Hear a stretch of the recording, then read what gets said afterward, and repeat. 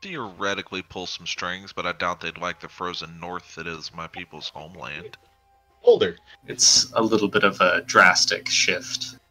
We don't wish to leave here, but if you could tell others of our camp, maybe others will come to trade or set up camp. I would advise that you do leave here. The undead armies will not... they will return, I suspect. But if you wish to stay, then that is your decision.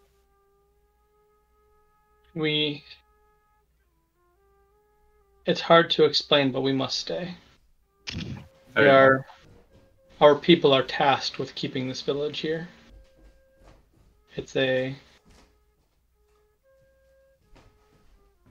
We're required to. We made a deal. Our people made a deal long ago. We are sort of bound to this place. Not physically per se, but spiritually. Well, I wish you luck. Thank you. And thanks again for saving us. Despite our losses, we'll still be better off than what we were.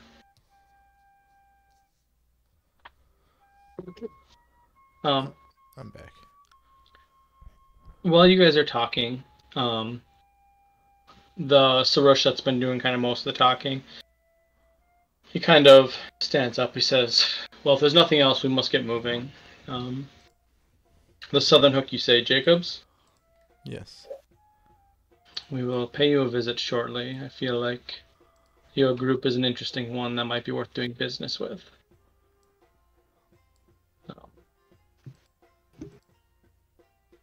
Maybe a few years' time. Time is, as I understand it, to you as it is to us. It's meaningless, so nothing more than a long nap.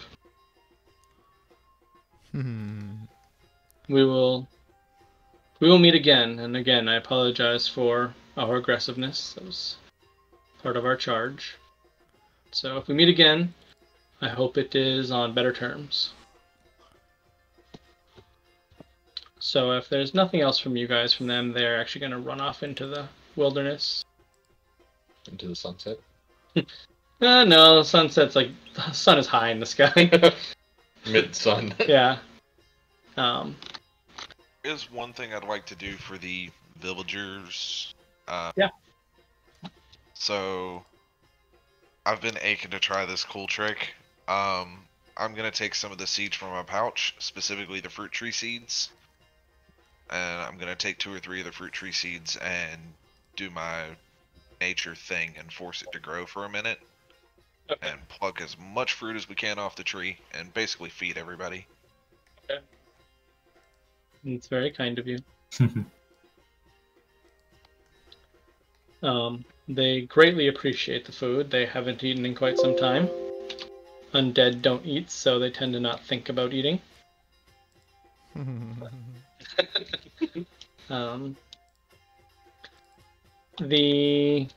one that seems to be kind of be doing the most talking, who you're presuming is going to be the closest thing to a leader they're going to have once you guys leave, he thanks you guys for, all of your generosity. And, they simply say that, they have no way of repaying any of your kindness. But they do have one more thing to ask of you, and that is to help bury their dead, if you don't mind, because they don't have tools to work the earth.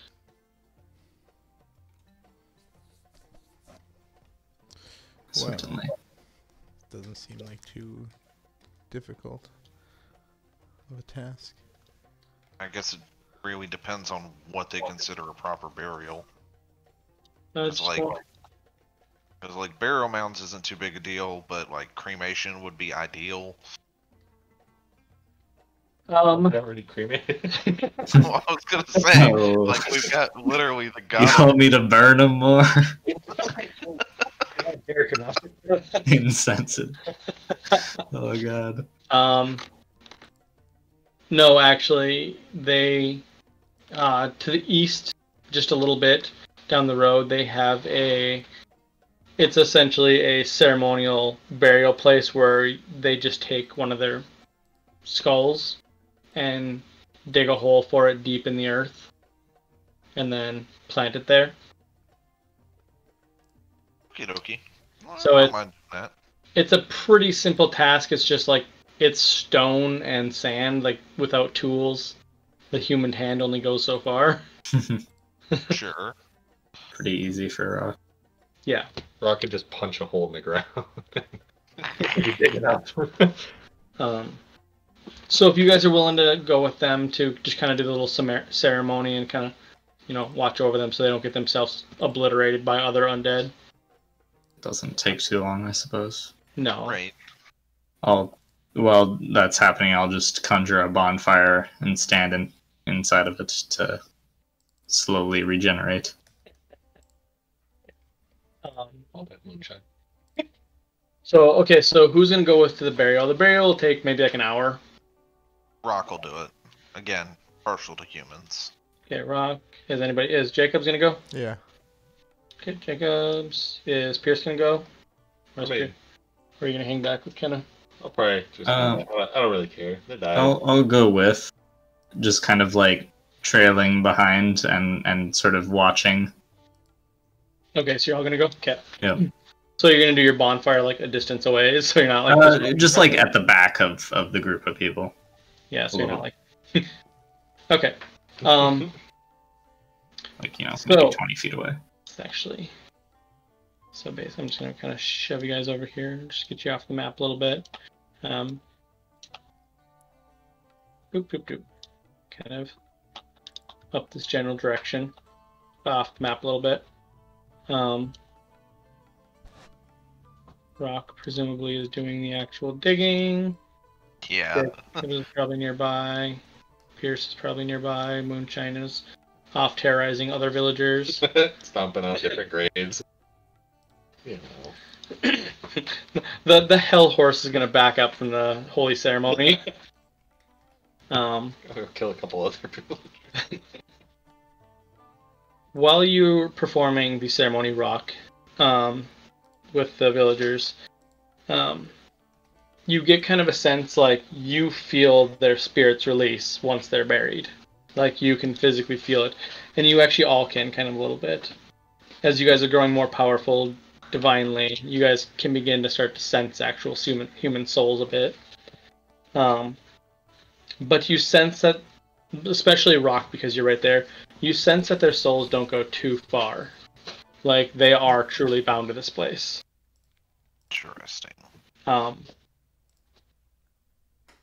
After the ceremony, you guys return to camp. No, not trying to move the mountain. Stupid! No! You only get that. Okay, you know what, whatever, I'm not gonna move you guys. You get the point, you're moving. After the ceremony, while we're like walking back, I want to like sort of go over to Rock and kind of pull him aside for a brief aside. Yep. Rock. The skull with you. Yeah, he's with me. Okay. I wanted to request something of you. It is not. What's that? It bothers me that I care so little for the deaths at my hands of these people. Okay. It seems as though my past self would care more, and as the centuries roll by, I find it increasingly difficult to place value in such small creatures. I would request that if you ever feel that my actions are too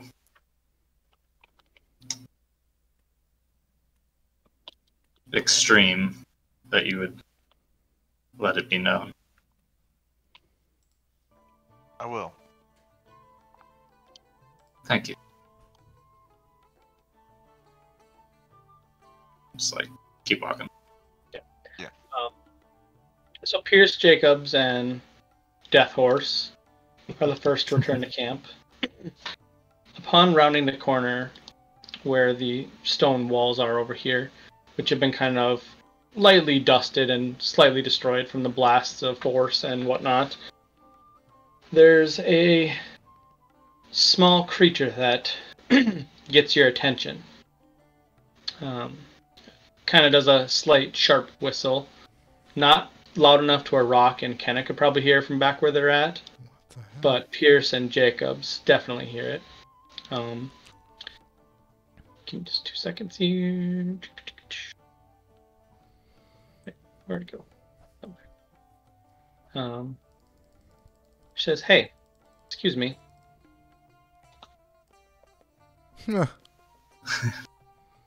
She's about 3 feet tall.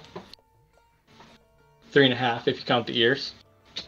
She says, "Can I have a word with you, please?" What the hell? And she steps forward. Where'd you come from?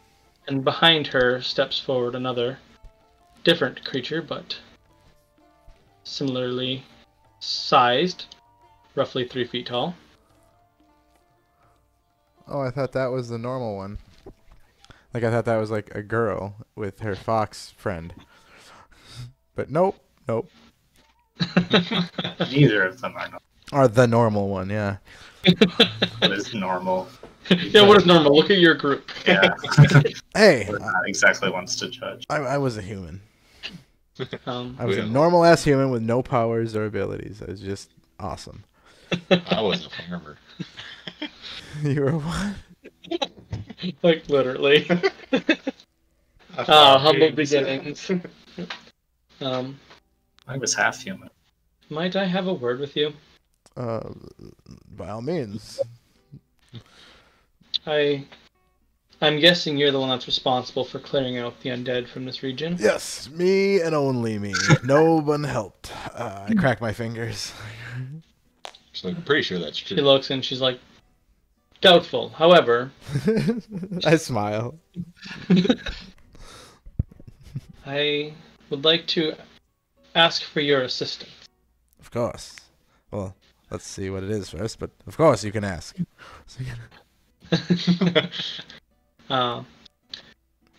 My species, the Vulpinox, once ruled the southern deserts of Alikor before the humans moved in and drove us out. The monsters you fought, I'm assuming if you are the ones that cleared this out, are quite literally the very first humans that expelled my people from these lands. Their original armies cleared my people from these lands. I would ask you all, if you are purging undead from this region, to continue pushing further and further south and help me eradicate all the corruption that has been brought to these lands. The humans that rule these deserts now don't belong here. They stole the land from us, and we have no army to get it back, though we do possess lots of information. The I girl want the meows. process. So Kenna, you would actually see this creature as she walks around the corner. Yeah, as we're approaching. You 100% know who they are, and they were so. I would have said, like, what are you doing? You said help you. What are you doing to actively purge the zombies or the undead? 1 second, I'll get to that with Kenna. Yep. So Kenna, these were they're nomadic people. They basically ruled over the entire desert. You basically setting up small villages exactly like this little one here. And they would basically dot these every 15, 20 miles throughout the desert, so that way travelers could have safe travel through the desert. They essentially had what you could consider like an empire without like a true ruler. There was no like king or anything like that. It was just a bunch of small little tribes that all worked together to basically bring prosperity to everyone. But because they had no standing army, no standing leadership, they had no way to fend off the humans that moved in from the north. From your knowledge, they are mostly extinct. There has to be maybe 100 of them left in existence. You do know a couple things about their species. One, they technically are very rapid breeders. So they could definitely have a population expansion and recoup quickly. They are a very, very, very friendly and good-hearted people. And the race that stands next to her is a Noxian, which is essentially a subservient species of the Vulpinox. They are, for all practical purposes, serfs, but they do so willingly, not because of slavery or anything like that. They just enjoy peaceful. We love to be objectified. No, their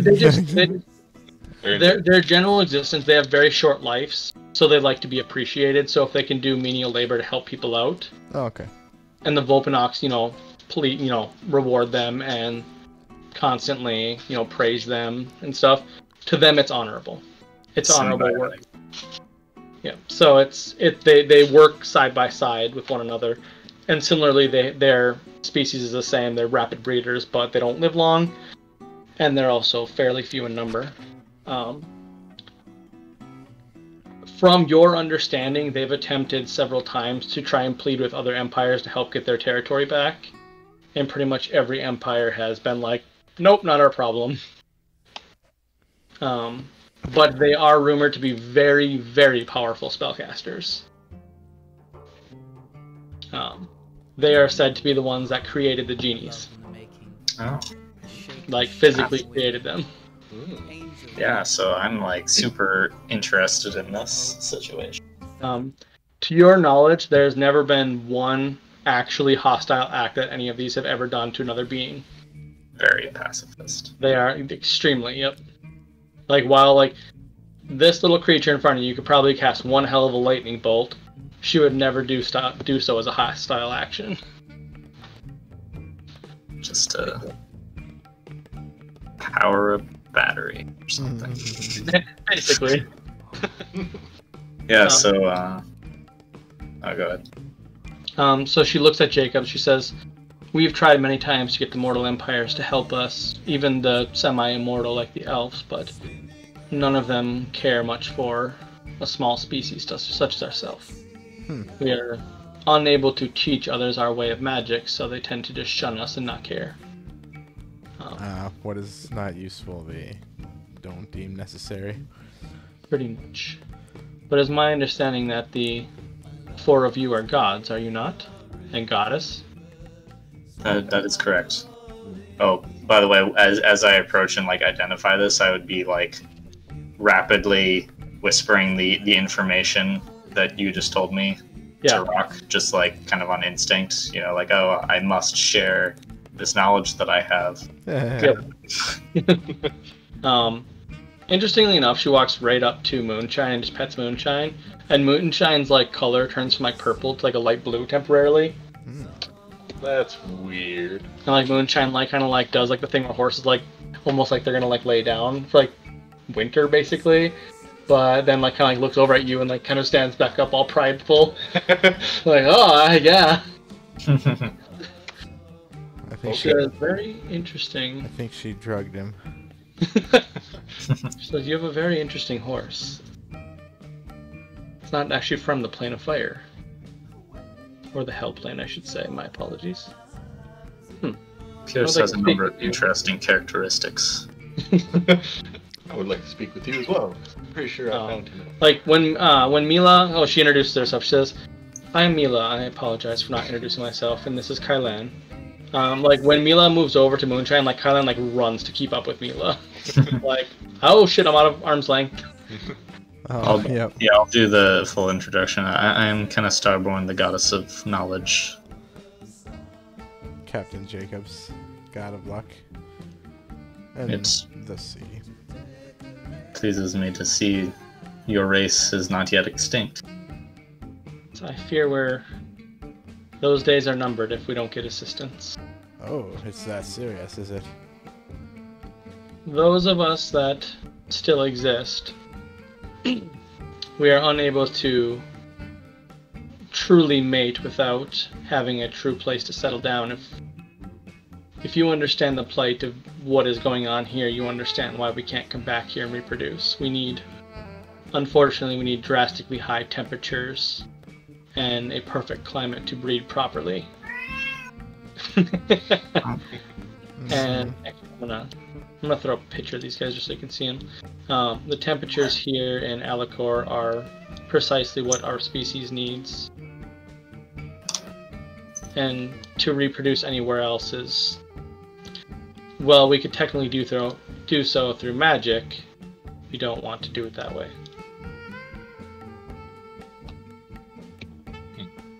I would certainly help you in whatever I can, however I can within my power.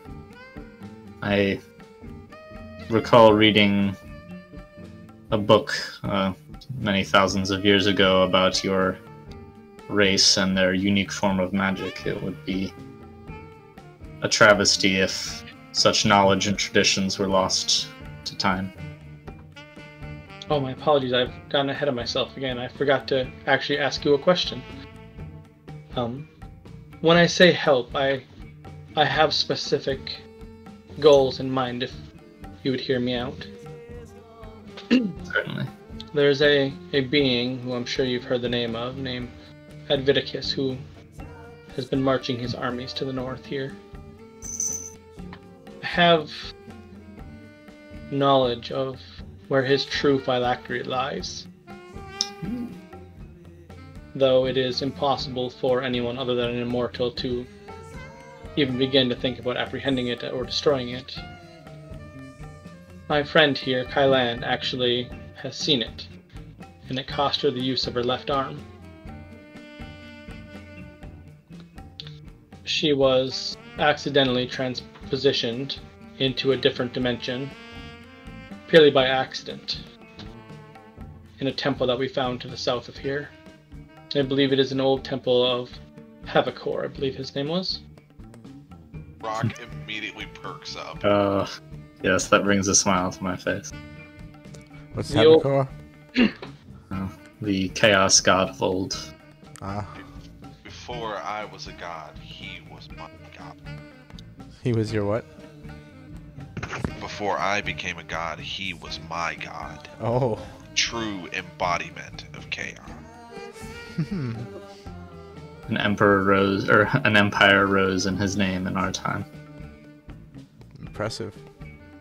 The temple that lies to the south is one of the last bastions of his old religion. There's a small cult that still lives there now, and they attempted to punish us for exploring the temple. My friend here destroyed an artifact to get us out, and, well, as I said, it cost her the use of her arm. We were transported to a very dark place, somewhere in the Shadowfell is what I'm assuming. Makes But- sense. Based on what she described to me, it is the phylactery of Adviticus that rests there. This is incredibly valuable information. It's... What I must say is, I want to make sure I'm not misleading you. Do you understand the origins of Adviticus? Kenna Yes. Starborn, Goddess of Knowledge. I have studied them a fair amount. So you know that his phylactery is a living creature. Do I know that? You do? Okay. So this is actually something, I actually have a document I need to share with you, Ben. It's basically it's filling out information on Adviticus that Kenna could actually know now. Right. So Adviticus is actually a moon lich, a lunar lich, meaning that's why he's able to cast divine spells, actually. He was a moon elf originally, right? Yep. Adviticus is able to cast both divine and arcane spells simultaneously without any interruption. His phylactery is, as far as I can tell, a colossal dragon. What? He is, Does it happen to be a lunar dragon?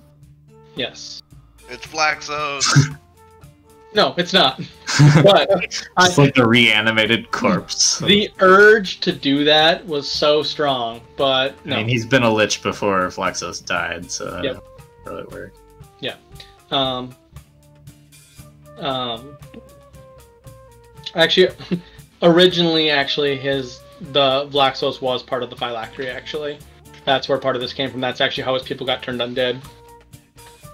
But when Vlaxos died, his true phylactery came into existence.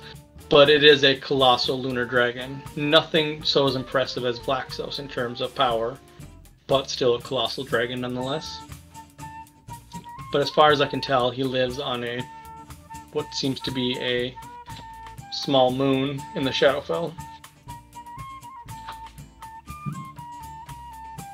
Now what I ask is that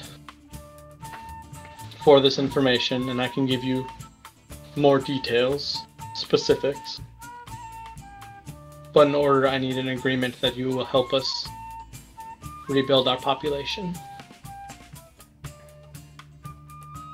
I swear it. I will do whatever is in my power to do so.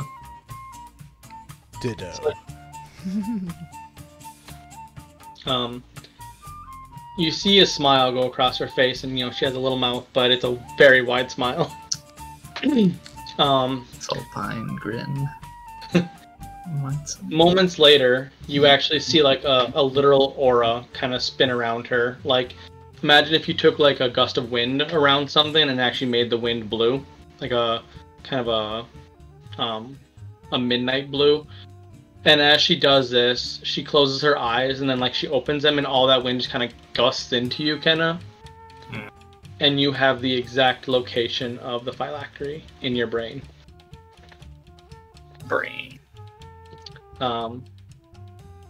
Mila drops to the ground, though unconscious, and then Kylan picks her up. She says, "She has put her consciousness within you. Everything she knows you will know until you complete the objective. I will look after her corporeal body. Please, help the people." Very well. And if there is anything you require, you're simply call. She looks back at the little village. She says, "I believe we will stay here. Our magic can protect this village. We can hide from the undead. But if you are to fight the undead, then my magic would be better spent serving these people and helping them repopulate and replenish themselves." Naturally. One more thing that Mila told me to tell you if you agreed to this task. She said the dragons have risen once more to the east, far off into the ocean. She says there's a dragon there that knows some very specific ways of getting to and getting past the barriers that the phylactery has surrounding it. I wonder, Jacobs, you mentioned that there was something out there. I did. Some sort That of you were aware force. of. Some sort of force was like I was sensing it. I don't know what or exactly where, but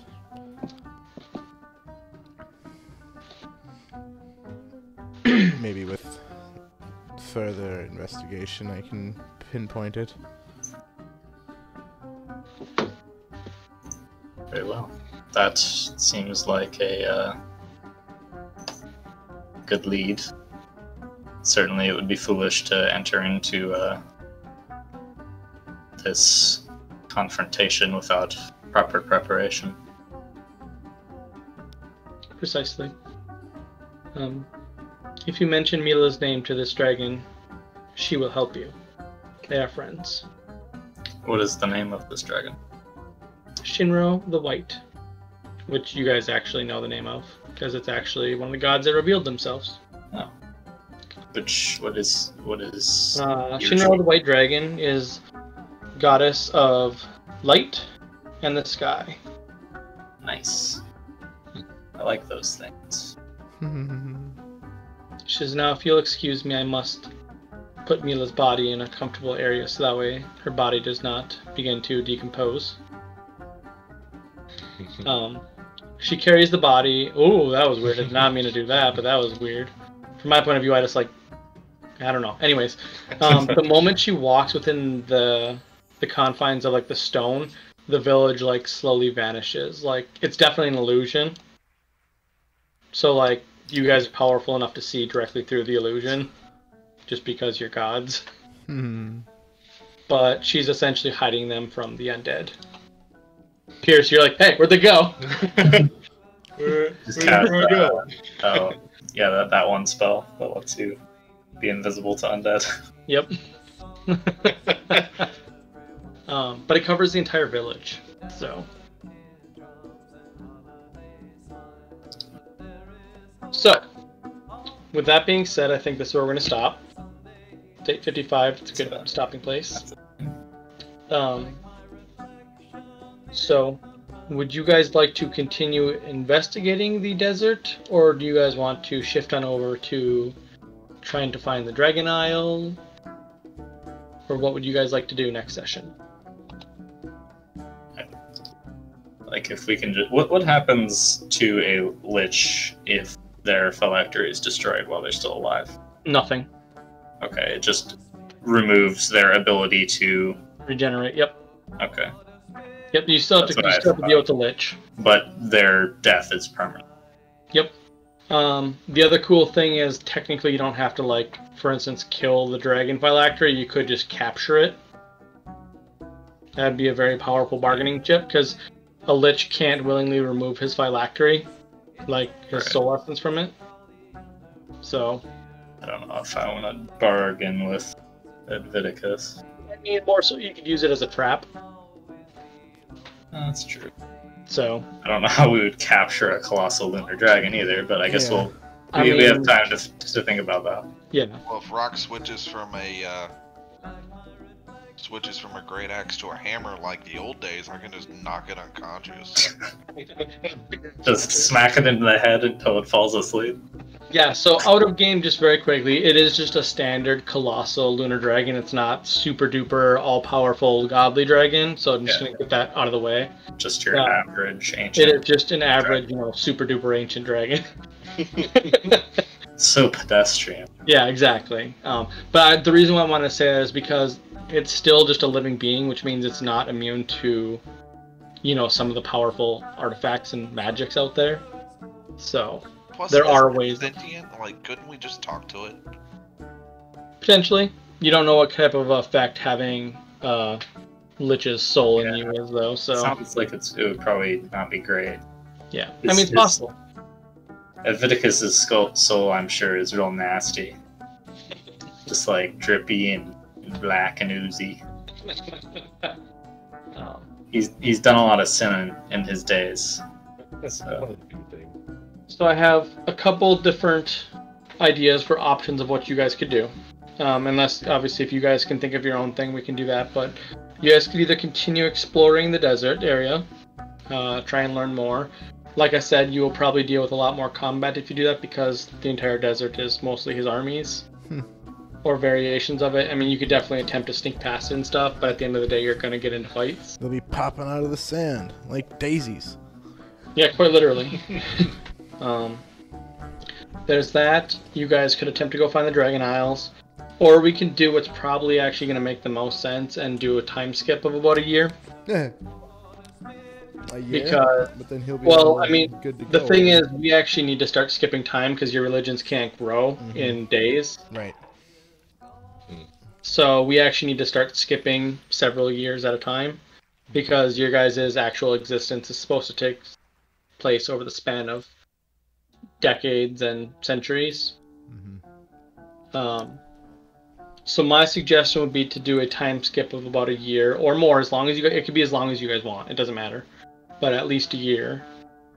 That gives you guys time to do your godly things and actually take care of your people properly, and your religion and all the other things, research and stuff. We're just gonna let Aviticus do his thing for another year. Yeah, I mean, with the time skip, we could assume you're waging a small scale kind war of against him too. poking him. We're poking at his plans. We're not just letting them go unimpeded. Yeah, I mean that's what I mean. With that, we could do a more large scale. You know, how do you guys want to contain it and whatnot, which makes sense. We could even do like, you know, Whilst investigating, trying to get across to talk to the dragons. Yep, because you guys could still go talk to the Saline Elves who have several of the goodly gods over there. So you could talk to get their recruit their help against the armies.